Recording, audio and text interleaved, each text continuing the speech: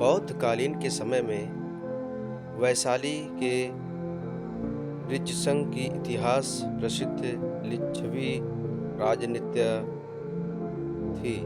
उसका नाम आम्रपाली था। आम्रपाली अत्यंत सुंदर थी। कहते हैं कि जो भी उसे एक बार देख लेता था, वह उस पर मग्न-मुग्ध हो जाता था। अजातशत्रु उसके प्रेमियों में थे और उस समय के उपलब्ध साहित्य के अजातशत्रु के पिता बिंबिसार, जो भी गुप्त रूप से उसका प्रार्थी बताया गया है। आम्रपाली को लेकर भारतीय भाषाओं में बहुत से काव्य नाटक और उपन्यास लिखे गए हैं। एक बार की बात है, महात्मा बुद्ध अपने शिष्यों के साथ घूमते हुए वैशाली नगर में पहुंचे। वैशाली को उस समय 16 महापदों में एक महत्वपूर्ण जनपद माना जाता था, जिसकी ख्याति दूर दूर तक फैली हुई थी। यह नगरी परम वैशाली और हर तरह से संपन्न था। महात्मा बुद्ध के आने की बात पूरे नगर में फैलते देर नहीं लगी। जिससे पता चला, वह तभी उससे मिलने के लिए पहुंच जाता।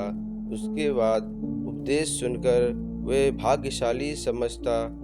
बुद्ध का चरित्र ही ऐसा प्रभावशाली था कि उनके प्रभावित हुए बिना कोई नहीं रह सकता। उस नगर की गणिका और राजनर्तकी आम्रपाली भी बुद्ध से मिलने की इच्छा थी। वह खुद महात्मा बुद्ध के पास चलकर आई और उन्हें अपने घर भोजन के लिए आमंत्रित किया। उसने इतने सरल और प्रेम भाव से बुद्ध से विनती की कि बुद्ध माना नहीं कर सके। जब वह बात उनके शिष्यों को पता चली कि बुद्ध ने एक गणिका का आमंत्रण स्वीकार किया है, तो सबने उनका विरोध किया। महात्मा बुद्ध ने बड़ी सरलता से अपने शिष्यों से कहा, मैंने तो उसकी प्रेम भावना देखी। उसके जिस भावना से मुझे बुलाया, वह बिल्कुल पवित्र और निर्लज्ज था। वह जब उससे मिलने एक गणिका बनकर नहीं, बल्कि एक भक्ति भाव से आई थी। फिर भला मैं कैसे उसका आमंत्रण स्वीकार न करता, वह चाहे एक वैश्य हो या कोई सन्यासी। यथा समय बुद्ध आम्रपाली के घर भोजन के लिए गए।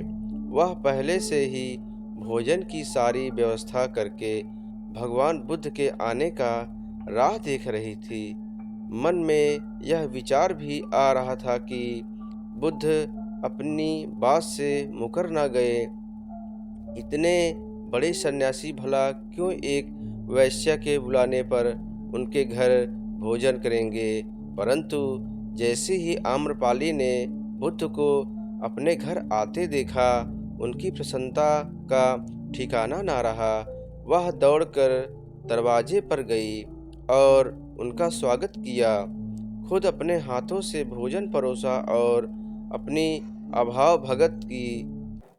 महात्मा बुद्ध ने शिष्यों के जो ये उनके साथ आए थे, जब एक वैश्य को उनके कदमों में झुककर सम्राट बिंबिसार को से लेकर अजातशत्रु के पूरी वैशाली जिनके एक झलक पाने के लिए तरसती थी, उसे एक सन्यासी के लिए ऐसा व्यवहार करते देखा, बुद्ध शिष्यों के मन में उनके गुरु के लिए सम्मान जो और ज़्यादा बढ़ गया। आम्रपाली ने महात्मा बुद्ध के व्यक्तित्व के बारे में जैसे सुना था, उससे मिलने के बाद वह उससे ज़्यादा प्रभावित हुई और उसी समय वह बुद्ध की शरण में चली गई। नमो बुद्धाय।